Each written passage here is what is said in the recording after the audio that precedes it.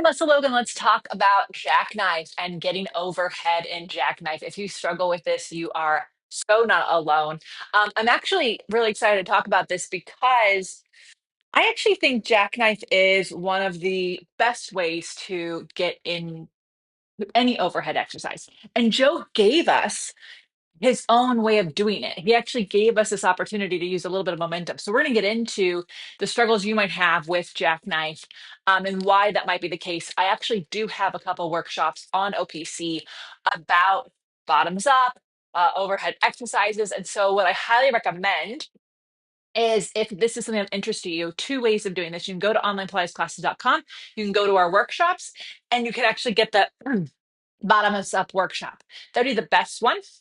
That being said, the arm back connection workshop is really great as well. Excuse me.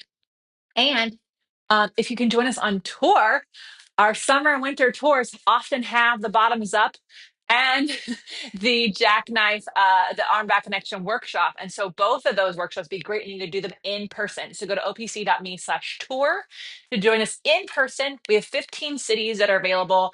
Some of them have sold out already, but I would love to see you in person. And the arm back connection bottoms up workshop are the ones that would help with this. That being said, if you come to one of my workshops in person, we can always talk about a question that you do have. All right. So jackknife, let's actually look at the exercise first. Let's be on the same page together. And then we'll talk about why you struggle and how to build up to it. Okay. So ideally on your mat, you have handles. Now, I know many of you don't. You don't, I mean, like this is an investment, right? So you might not have a mat with handles. If that is the case, then you want to have a long dowel like this or a TheraBand. Brad Bione wanted to come into the live. I know we have to, he couldn't to let him in. So, anyways, you can use a dowel or a TheraBand. Okay. So that is what you're looking for. So if I have handles, then I can have my arms at any version of straight that I can still reach from my back.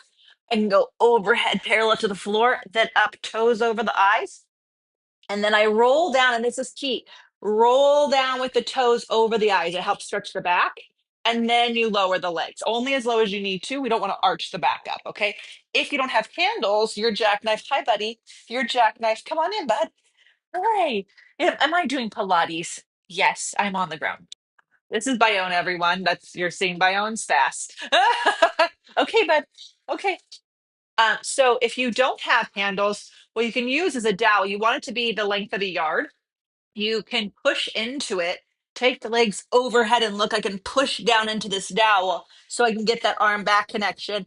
And then I can do the exact same exercise. Now, why does the dowel work better than you just pushing your arms down? Well, because your arms down by your side is narrower than this, right? And so actually giving yourself just a little bit more width is going to be helpful. So a dowel is really great because if you just take your hands wider, sometimes the shoulders do want to round forward. Giving yourself something like just something tactile to push against is really great. A TheraBand you can pull against, that's going to activate this. What I think most people's issues with overhead exercises is not being able to stand on your back. So how do we get ready for jackknife, right? The question that you guys posted in the comments that brought this up is like, how can I get ready for it? Let's look at your rolling like a ball. All right. You're rolling like a ball. You have to be able to stand on your shoulders. A lot of people are taught only go to the tips of your shoulder blades. That is not helpful.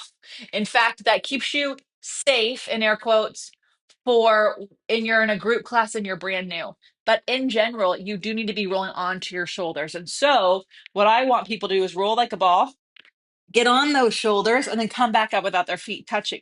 Your head might touch, but no weight on the neck or the head. We're gonna round back, balance on those shoulders, and come back up, right? Notice how my feet never leave the seat. So the goal is if I can balance up here, 1,000, 1,000, right? If I can go up for 2 seconds, I am a candidate to do overhead exercises. If you're still struggling with rolling like a ball, stop forcing yourself to do jackknife. Work on your rolling like a ball, okay? Got to get that. So we want to look at that. If you're an OPC member, you can send in your rolling like a ball and I can give you tips on like what you might need around your house to help get more strength in there. Then Joe actually gave us this option. You roll like a ball, right? Roll like a ball. Guess what you can do? Put your arms down, jackknife, bend your knees in. rock back, put your arms down, jackknife, bend your knees in. So it's teaching you how to use the momentum, not rely on it, not be overpowered by it, but use the momentum to get overhead, right? So that's going to be really, really key. If you only have access to the mat, then what you're going to want to do is work your arm back connection with a magic circle. A TheraBand will have a lot of exercises with the magic circle to work your arm back connection in the accessory stack. So you'll want to make sure you get that online pilatesclasses.com. Then I want you working with a dowel in your roll-ups. I want you focusing on your rolling like a ball and getting on those shoulders, standing on your shoulders. Now, if you have access to a spine corrector, something that I actually had people do, especially if they don't have a mat with handles, is you can take your spine corrector. The spine corrector is less expensive than the mat with handles.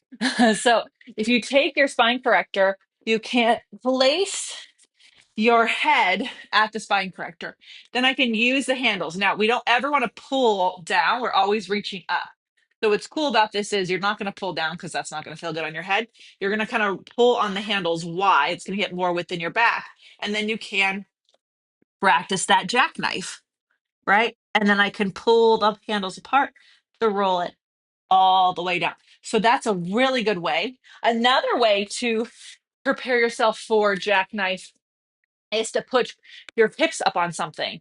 This might be a little high if you're struggling with tightness, but a foam roller or a bolster from yoga or two bolsters, getting your hips already up kind of makes it a little easier to get those hips up, right? And so what you don't have to do is the legs straight up to the sky. You could just go over and control it back down. Go over, control it back down. There's a lot of strength that builds up when you do something like that.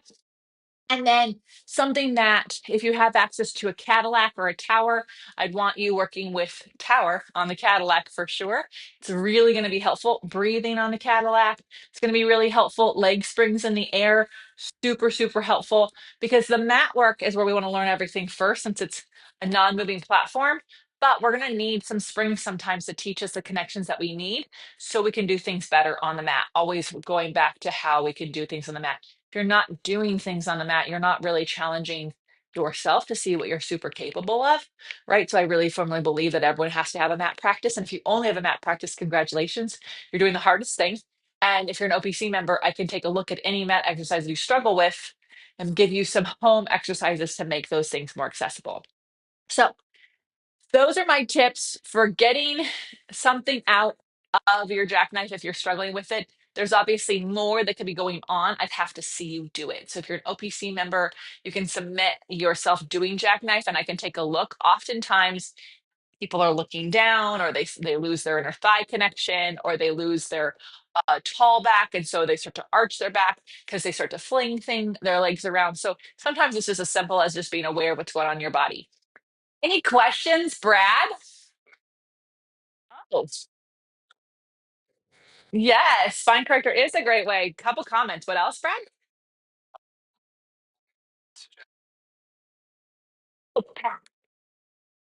Yeah, Patty loves the rolling a jackknife. Patty, I better see you in Salt Lake, babe. Better grab those tickets. They are selling fast. They're selling really fast. We put Salt Lake as the last one, and I'm pretty sure it's almost sold out. So, anyways, yeah, rolling a jackknife. You can also roll into teaser. I teach this a lot. It really is helpful for getting out of the hip flexors. Oh, good. Patty has a ticket. Okay, thank goodness, Patty. I was worried. I was worried. Anything else, Brad? Okay. Well, you guys are amazing. Happy Sunday. I hope this is helpful. Again, if you need help with overhead exercises, jackknife is the gateway one. So don't torture yourself with rollovers and the high corkscrews and the control balances if jackknife isn't your practice. Focus on that. And I think it's important to hear that, right? I got a little annoyed last Sunday. After I did a live, I went to brunch with a friend, and a client of mine from when I taught Pilates in 2008 DM me. She was like, I miss you. And is this real? And it was an Instagram reel of a woman doing these arm things, going, this is how you get Pilates arms. And I was so pissed. And I said, of course it's not real. This is marketing on your insecurities. And I was annoyed because too many people are trying to make Pilates a series of different exercises and not a system. They're trying to make the pieces of equipment different. I'm doing reformer Pilates. I'm doing one to chair Pilates. If you're doing Pilates, you are doing a full system. If you do not have access to mat classes, maybe you're going to a reformer studio. I'm not trying to knock the place you love. You know, what I am saying is you need to have a mat practice at home. So you're doing the system. Okay. If the studio has access for you to do other pieces of equipment, I want you to explore that.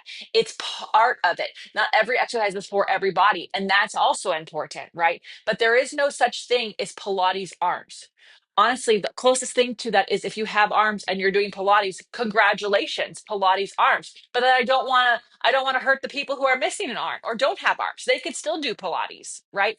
And so I love doing these live and I love this channel so much because it allows me to help break down exercises in a way that's tangible, but also to make things accessible in a system. And if I can be the only voice of reason in this industry, it would be, and I don't want to be the only one. I hope I'm not. But if the only thing you can take away from me is you need to do a system. This is a system. And stop nitpicking your arms, okay?